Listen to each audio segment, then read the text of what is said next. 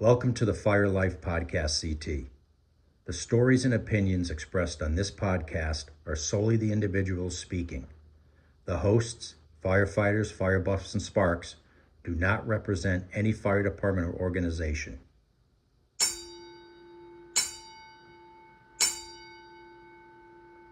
Stand by for fire talk.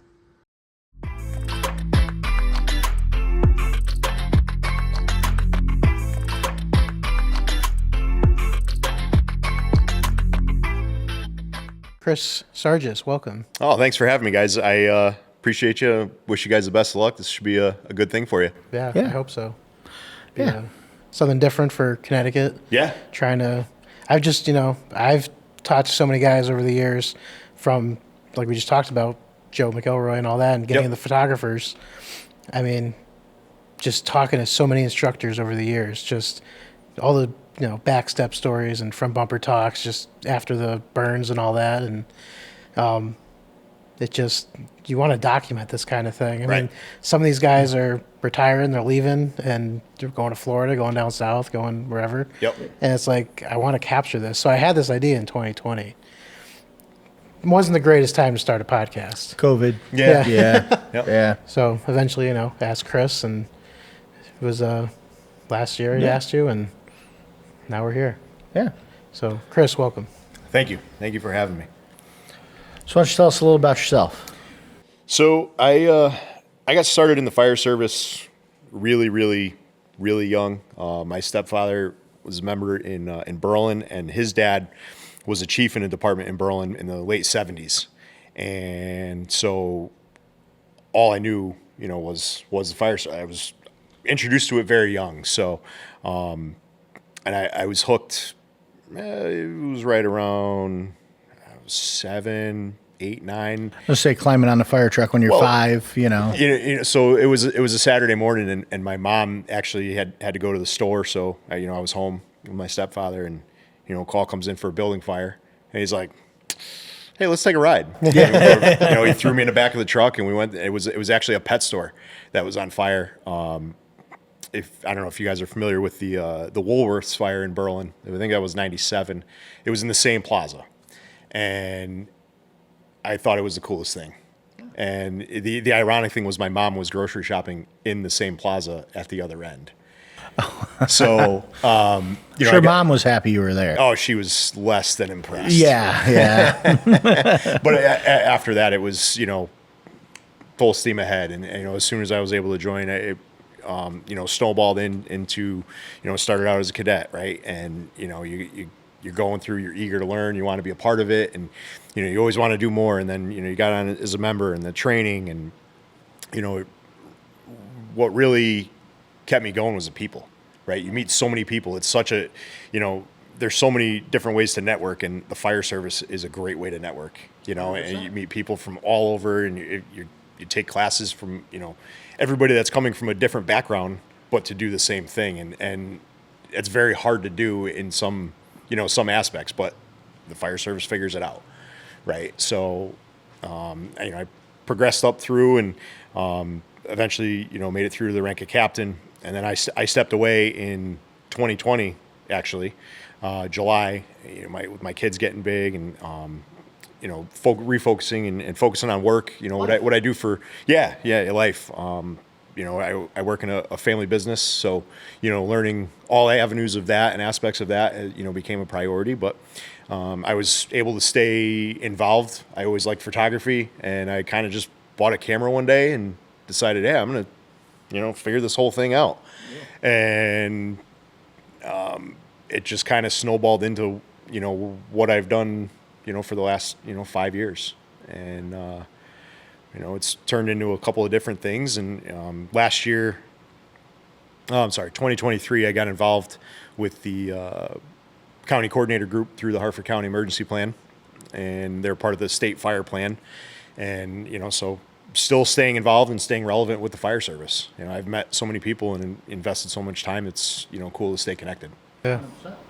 So going back real quick to the, I'm pretty sure I saw you at one of the SPAMFA events, I guess. It was Yep. Massachusetts. Oh yeah, And the tri-state one, I think. Yeah, the tri-state. Yep. Yeah, and you were there, and you're like, man, how do I get involved in the fire photographers and all that? So I told you about it, and Yeah. I mean, that was that the start, I guess, then? Yeah. I think it was 2019 or so. Yeah. Right. That was a while ago. Yeah. 18, 19, somewhere around there, and yeah, it just you learn from a lot of people, you meet a lot of people, and there's a lot of really really good individuals, and Joe Marino was a very very dear friend, and his talking with him, and he did a lot of stuff from the 70s, the 80s, the 90s, and he would ride Hartford when they had 2 tacks, right? He was always on tack 2 or tack 1 with Eddie Pop and those guys, and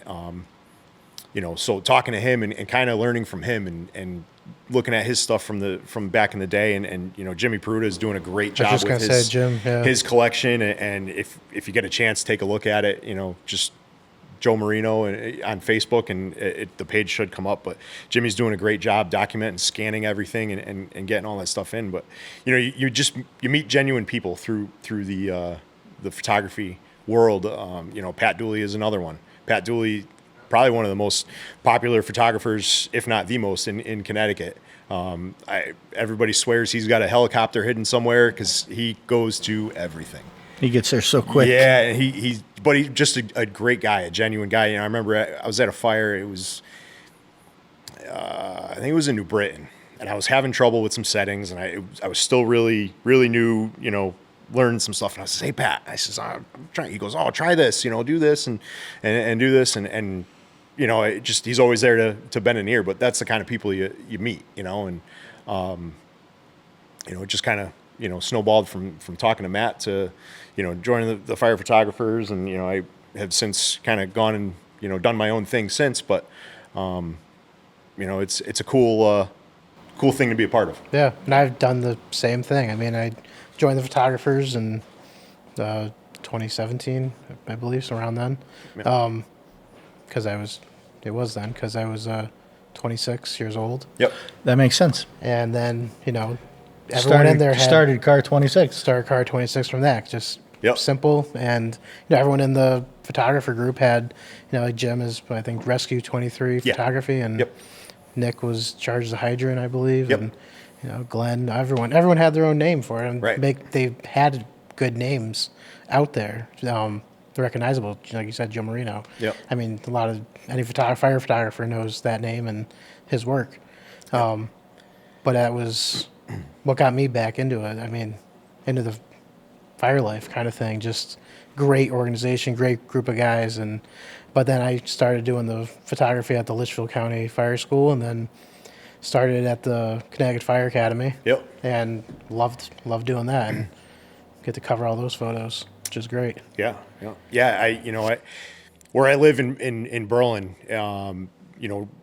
really close to the city of New Britain, and those guys, they burn quite a bit, right? I was talking to one of the guys the other day, and I says, I think it was a couple weeks ago. They had a little fire, and I said, this is my 93rd fire with New Britain since 2019. That's pretty impressive. I keep a log, right? Kind of a stat nerd, so I keep a log. I used to do it when I was still in the department. I had a book on my gear rack, and I would write down calls we went to, if something happened, something interesting.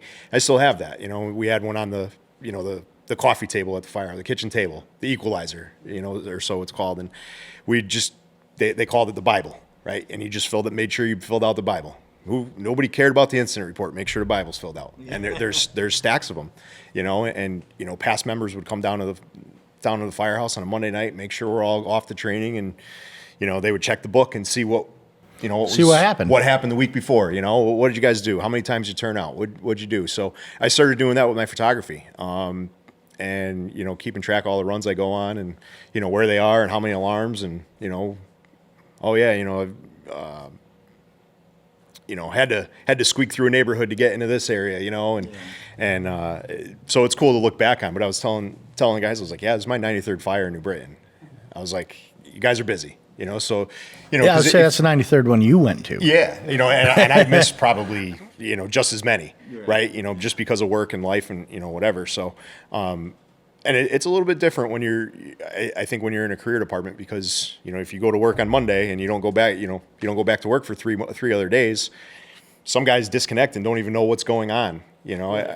Guys have come up to me and be like, I wouldn't have even known we had a fire unless, I didn't look at your Instagram and say, oh yeah, look at that. They went off, they went to a fire, while I was off, so it's pretty crazy. They're pretty busy when you look at it, You want to talk more about how you got involved with the Hartford as a Hartford County Fire Coordinator? Oh yeah. So, I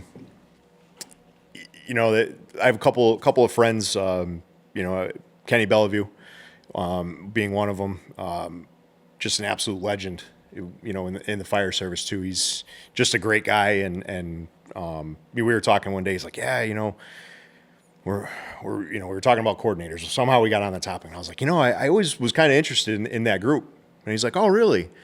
And then I get a call that night from, the lead coordinator. His name's Todd, and he goes, hey, so I heard you were kind of interested in being a coordinator. I was like, yeah. Yeah. So, he sent me the application, and we sent everything in, and, I kind of just got on doing that. And, so it's kind of a unique organization, right? So we fall under the Hartford County Fire Emergency Plan, which is a part of the state fire plan. And we work a lot with the task forces within Hartford County, so 51, 52, all the way up to 57. And, anytime there's a task force activation, a coordinator gets attached to that assignment. We have communications capabilities across multiple bands. We have capabilities to request basically anybody, and we'll assist on scene. We're not there to take the incident over. There are some groups, I think New York State, they're pretty much, they come in and they will take over if needed. Hartford County does not operate that way. We're there we've done accountability, staging. We've assisted with tanker shuttles as far as, counting how many tankers, how many times they've gone through. Like I said, asset acquisitions, and, you're a resource for the incident commander. Yes. Yep. Just another tool in the toolbox. And, there are departments that have added us to, their alarm cards, and make us part of their, second alarm response or third alarm response, whatever it is. It's different for every department, but just maintaining those relationships and knowing, hey, you use this as a resource. Yeah. That's what we're here for. It's one last thing the incident commander needs to think about, because he could say, can you get me this? Great. And turn back to the incident. Yep, absolutely. We tell chiefs, listen, we're here for your incident, but we're here for outside your incident too. We want to make sure you have adequate coverage. And, if you need a canteen, you need a warming trailer, a cooling trailer, whatever it is, we can make that happen. Do you guys call Nice. Connecticut Transit buses to scenes? Like, I see that in Hartford here and there. I don't know if that was you. We haven't. I don't think we've used CT Transit as at least since I've been involved. Okay. But not saying that it's not possible. Might be a Hartford. Might be a Hartford. Hartford fire thing. Yeah, could be. Yep. Yeah. Being that the garage is right there. Yeah. And it works. Yep. Self-taught photography? Yeah. Yep. Yeah. Self-taught. Like I said, I literally was out with my wife one day. I was like, I think I want to buy a camera. She's like, okay. So we went and I bought a camera, and kind of the rest is history. A lot of YouTube. You can learn how to do anything on YouTube. Oh yeah. A lot of trial and error, a lot of YouTube, a lot of frustration. And, I think the funny part about it is I'll look back at stuff that I did a couple of years ago when I had different equipment. I was like, man, I wish I had the equipment that I have now for that fire. Like, oh man, I would have framed this shot completely differently, and just by learning, there's so many things out there, so many resources. And, I've kind of done the same I do a lot of wildlife photography, a lot of, I wouldn't say a lot, but every now and then an auto race here and there, something like that. And, but it's all different disciplines, right? But it's keeping the skills sharp. Yeah, I mean, auto racing, you kind of know when the car's coming. A fire, you either get the shot or you don't, so to speak. You got to be it's different, right? You know, so having the background of, you know, being on a fire department and having, you know, operated on fire scenes and stuff like that, you can kind of anticipate You can guess the next move. Yeah. You know, like, oh yeah, they're going to need to open this roof, and you can figure out where they're going to open the roof based on where the fire is in the building. You know, so it does help. There is an advantage there. Helps tremendously, I'm Yep. sure. Yeah. Yep. That definitely helped me being at Litchfield County and like just getting the shots I know these guys would want to get. Yeah. Kind of thing. I know that kind of view of, okay, that's going to be a good shot. Or the guy's coming out the door with smoke behind him. Like, Yep. that's going to be a good shot, you know. Yep. And it was for a while, like, at first, in the beginning, like, you know, they got to review the photos before we post them and get them ready for the graduation. And eventually it turned into, you know. I think that's the biggest thing with fire service photographers is chiefs are worried you're going to post something online or something that's going to get their department in trouble. You know, and it's funny. It's something that you know, we talk about all the time. it's all about trust, you know, between the incident commander and the photographer. Absolutely. You know, There has to be a level of trust there. And, you know, like anything in the fire service, it takes a long time to build up a solid reputation, and it could be gone like that. In an instant, it's done and you're irrelevant. And, you know, that is what it is. So, you know, I would try to strive to do the best that I can. I mean, there were a couple fires. I forget where it was, but they were taking the front windows on a commercial building, and one of the guys' helmets fell off. And I was there, you know, taking pictures, right? And I went up to him. I was like, bro, this would have been smoke was pushing out and his helmet fell, but I couldn't use it. You can't use right? I'm it, like, I'm not yeah. gonna, here's the photo. Like, I'll give it to you, right? Yeah. I'm not going to jam you up though, you know? Yeah. So there's gotta be, you know, when you go through your process after, right? And you're editing and all that, it's, you got to look at everything, right? everything. You know, because It's gloves, helmets, coat No. zipped up, you know. it doesn't matter if it's 1,000th of a second, right? It's a fraction of a second in time. So like, oh my God, this guy didn't have gloves on. Yes, for that 1/1000th of a second, he didn't have his gloves on. But if you look, you know, 3 pictures later, his gloves are on. Yeah, he right? he was putting them on. in the like, 3,000ths of a second in between frames. He was putting his gloves on. You know, so, but it's stuff like that you got to look for, and you know, we're not there to, you know, jam anybody up, certainly, you know, and I think, I mean, just look at where we are, right? We're in a museum, right? 100%. And that all started with people, you know, documenting the fire service, right? And how important that is. They've done a phenomenal job here doing that, right? So, like, you know, photographers such as, you know, like the folks that I mentioned before, that, you know, documenting the fire service is important, right? It means a lot to the guys, and you know, retirements. You know, retirements are huge. You know, they're like, oh, hey, remember this fire? You know, yeah, pick whatever. You know, we're putting stuff together. There's a couple guys that I know that are retiring, and, you know, I'm digging through photos and be like, oh yeah, here, you know, and you put stuff together, and the family really appreciates it. And but with that, you know, that level of trust, you know, that's how it's just snowballs into it, right? And Chief Walsh retired from New Britain. I've known the Walsh family for a long time. His son Matt and I graduated high school together, but he was really important and a big part of getting me in with New Britain.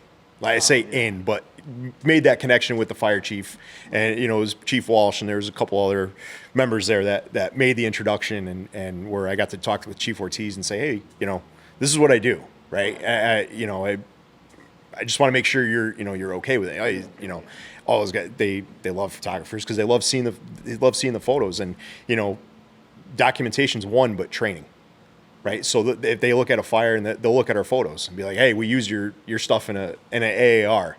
I was like, oh, I mean, that's great, thank you. You know, and it's, you know, hey, do you have timestamps on these so we can see, you know, there wasn't smoke coming out of this window, but now there is. You know, we want to see how fast that room, you know, changed. Yeah. So, you know, there's so many different avenues of just being a photographer that I don't know that a lot of people realize, right? And maybe they do, but, you know, either way, there's so many different things. And I mean, Matt, and you guys see it with, you know, on the training grounds, right? You know, people working to get it right, and 100%.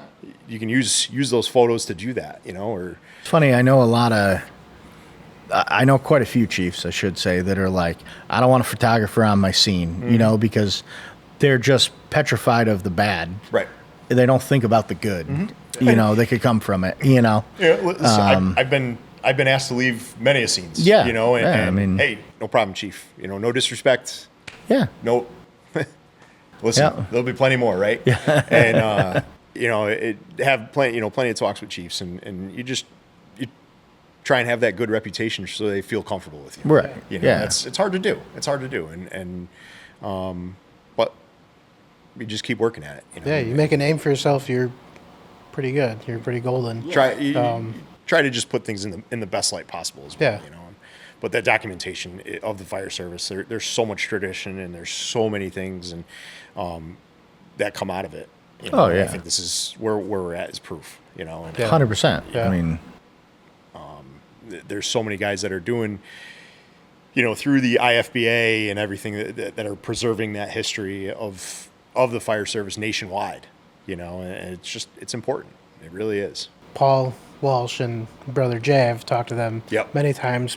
Paul I've known since his work since I was so young. Yeah. I mean, the paintings, the artwork he does is just incredible. Yeah, so you know one of the coolest things is so you know I think everybody knows Chief Walsh and his artwork and he's a talented individual and he I mean, his artwork is it's famous. phenomenal. It's actually famous. It's phenomenal. And so when I got word that he was retiring,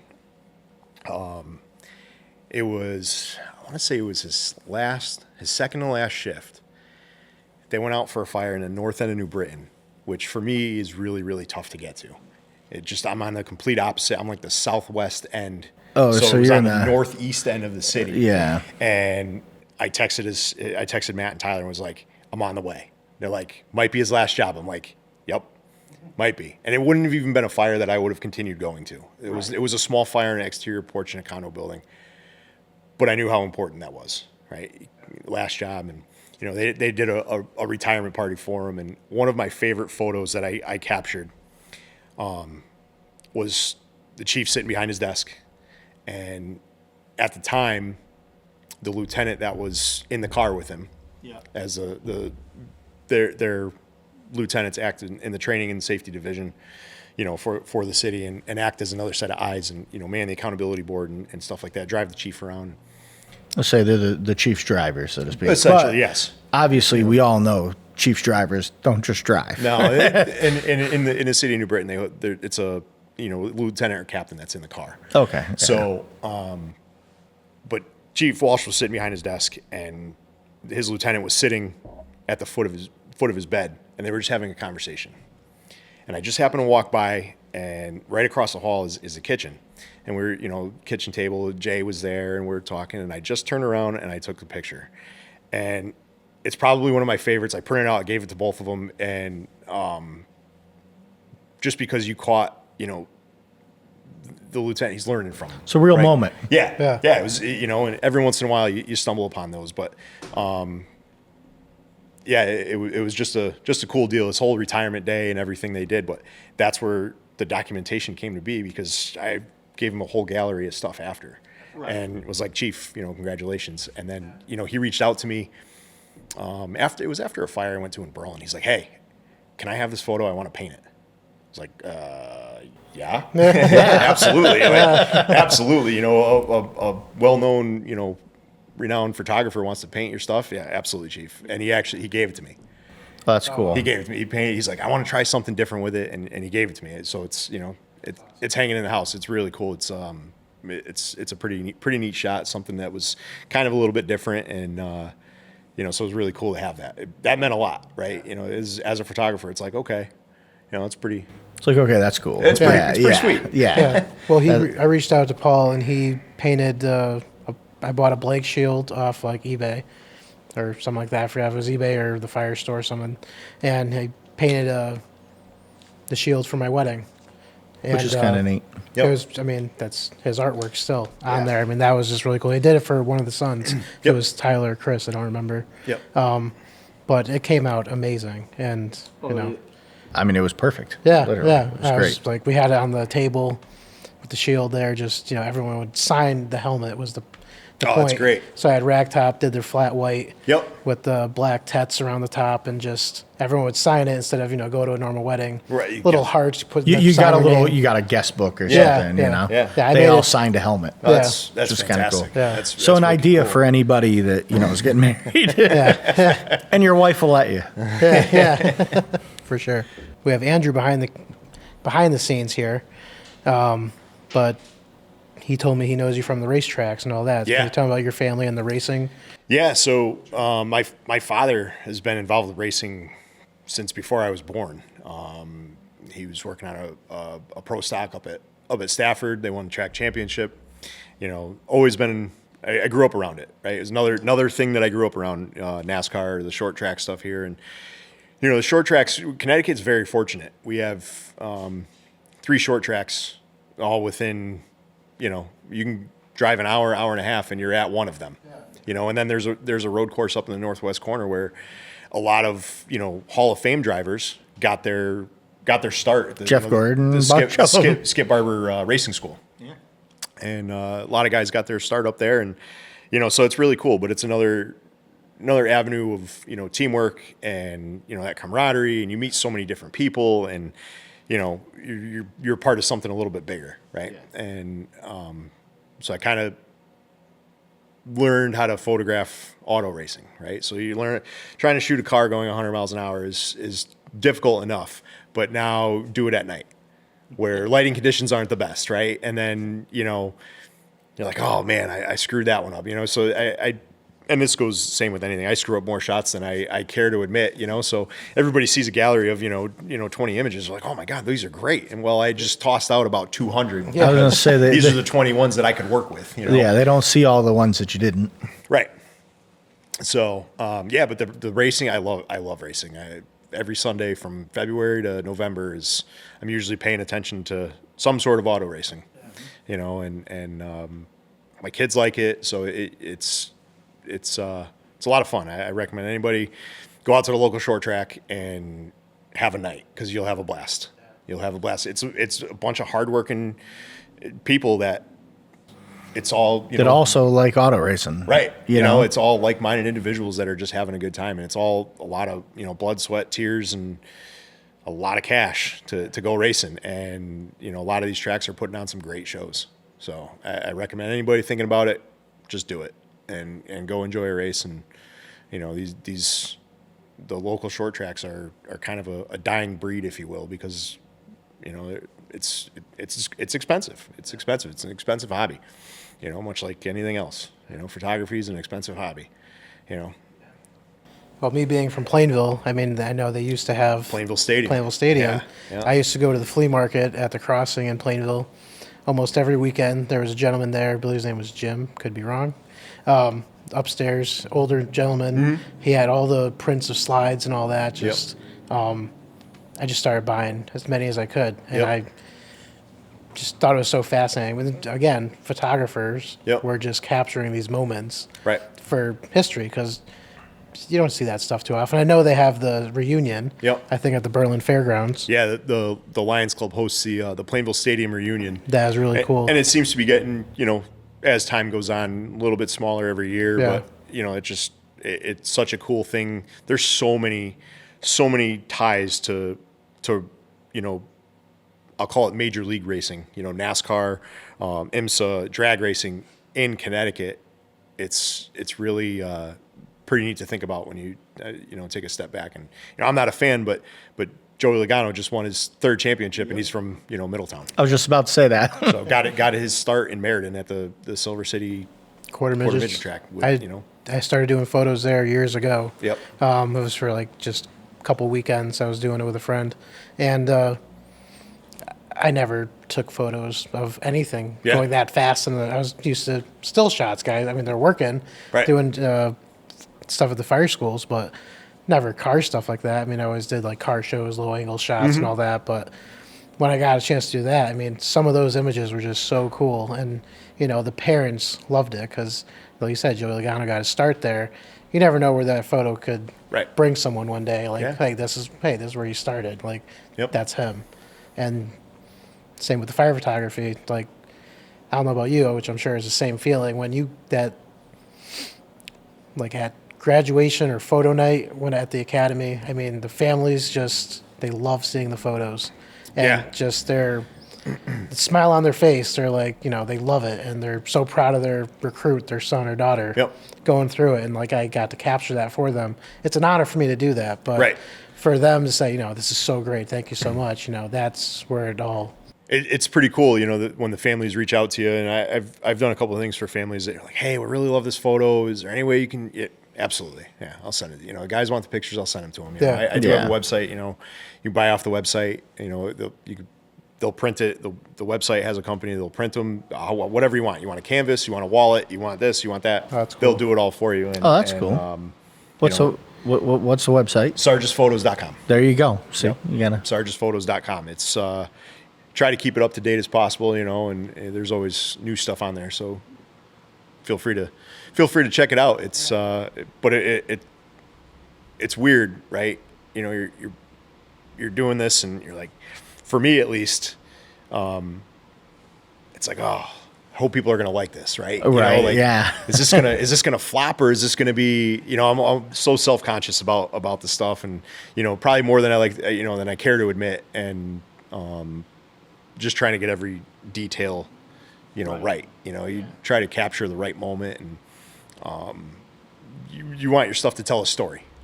100%. Right. You want it to tell a story, and that's what photographers are. They're storytellers, and you try to just. It's hard to do sometimes. It's hard to do. Pat Dooley and I will joke. Oh yeah, this was a portrait shoot. There's nothing to see. It was just Right. But sometimes the guys like that way better than fire blown out a couple windows or whatever, right? Well, you can actually see the guy's face. Yeah, and, they're not wearing. Yeah, you see the name on the back of their coat, but other than that, you'd have one firefighter in full gear looks the same as another firefighter in full gear. Right. So and that oh yeah, went to a portrait shoot today, and we'll joke and go back and forth about it, but Some of the candid shots could be some of the best shots too. Yeah. 100%. I mean, two of the guests, Jim Newkirk, we had on yesterday, and Todd Hiller. I think Jason saw his photo, but these guys never saw their photos until I posted. So he posted them on Instagram. Yeah, no kidding. That's and funny. Todd saw. He's like, "Can I get that?" I'm like, He's "Yeah, like, that's of an course." unbelievable photo. Well, Like, and what's funny is so Matt asked me, he's like, hey man, I gotta need a picture of you for the podcast, and I'm like, I'm going behind the camera. I don't really have any photos. But I mentioned him again, but Pat Dooley, that sniper that he is, he's grabbed so many over the years, and so that, that's what we use. But Dan Gobin used one of mine. To send to you, and so it's funny. But I'm like, man, I don't really have any photos. And then, so Matt called me and he's like, hey, we're doing this podcast. I'd love for you to be a guest. Yeah, 100%. I'm honored. I'm blown away. Thank you. And then I hung up the phone with him, and it was probably 20 minutes later. And I was like, who are you on the phone with? So I tell her what's going on. And I said, wait a minute. I don't like talking about myself. She's like, oh, yeah, have fun with that. Good luck. See ya. You already agreed, so see you later. So it's a cool thing you guys are doing here, but I'm not in any photos ever. I'm usually the one taking them. So right. I had to, Makes sense. I had to kind of dig to find them, and I was like, this one might be all right. Yeah, use this one. Use this one. Yeah, same way. None that I wanted to really post. I used Palmer's photo from what we just talked about. One he took of me, again, same thing. No idea my photo was being taken. Yeah. I was talking on the radio. And And the same one at the school you were like constructing at the Litchfield County. Yeah. And that was just a great shot. Again, I think it's better that way a lot of times because it's a real shot. It's not staged. It's not set up ahead of time. You know what's funny is, and I see it now, is you go to some fires, you go to some departments, and you see guys like, oh, hey, the photographer's here. Yeah. Gotta make me look, real dirty like, and make sure my I got the old, helmet tilt. Like I looked, I was, and then I was working. Yeah. So, I try to when I go to a fire scene, I try to be not seen and not heard. Try to be a little stealthy, you know. And, there's always an angle, right? There's always an angle you got to work. And it's, sometimes even just getting into the scene you have to get creative, right? Because everybody sees a camera, right? I walk in, I got 2 cameras hanging off me. Oh, media's here. Kick them out. Oh, no. I'm not the media. I promise. Yeah. Not the media. Nope. And, I asked the homeowner when it was like, hey, do you mind if I jump up on your front porch? She's like, oh, have fun. Have at it. Well, that's neat. And the cop's like, oh, you got to get out. I said, the homeowner said I could stay here, and it's private property. So, and he looked at me, and he just kind of scratched his head, and he goes, well, you got me. Yeah. That's great. I've never done that. That's a good idea. Got to get go creative. Across the street and, make sure it's okay you're there. Yeah. Get creative sometimes. But it comes with the territory, right? Law enforcement, they have a hard enough job. They shouldn't have to by far worry about, photographers and cameras and stuff. And a lot of them don't know. I mean, a lot of the New Britain guys know who I am, and Well, right. One of the sergeants is usually pretty good at busting my chops when I show up late. He's like, should have been here like 10 minutes ago. Yeah. Like where the hell were you? I was like, well, people actually decided to do the speed limit. He goes, yeah, I'm not buying that either. Stuff like that. So they get comfortable with you too. Well, 100%. The fact that you work in the same city helps tremendously. You get to know the cops. Yep. But yeah, most of the time, a cop's got 13 things going on at once, and he's like, the last thing I need is this issue. So right, yeah, they got a hard enough job as it is. Yeah, and I mean, let's face it. There's not that I know of. There's not like law enforcement photographers. Well, there is. It's usually the criminal. Yeah. But the fire service is kind of a niche thing that way. That. We really do have people that like yourselves that want to go out and take photos. Yeah. And, I did photos for Farmington PD for their social media. Yep. See, that's cool. Corey Vincent reached out to me years ago, and he's like, hey, we're getting some new cruisers. Can we take some shots and need some shots for social media for DUI enforcement? So we went out and took a ton of photos all over. Yep. It was awesome. And for me to help out with that, I was like, this is cool. So Yep. And there's different events and stuff, and people ask, what hey, can you come do this? And some of them are kind of awkward, right? It's like award ceremonies, right? Oh, yeah. Where you're trying to take pictures of the attention and not be in the way, but you have to still capture what you have to capture. Well, so it's tough, and so that was the one thing, like Matt coming up to the school, I would let all the instructors know, because there'd be sometimes 7-8 instructors, because if we had a huge class, hey, there's a photographer coming today. If you see him, and they're like, he's not going to be anywhere where you get hurt or anything. He knows what he's doing. He's good, But like, that's the first thing people think about, like, the photographer's going to get in the way, and I can only imagine on a fire scene. Yeah.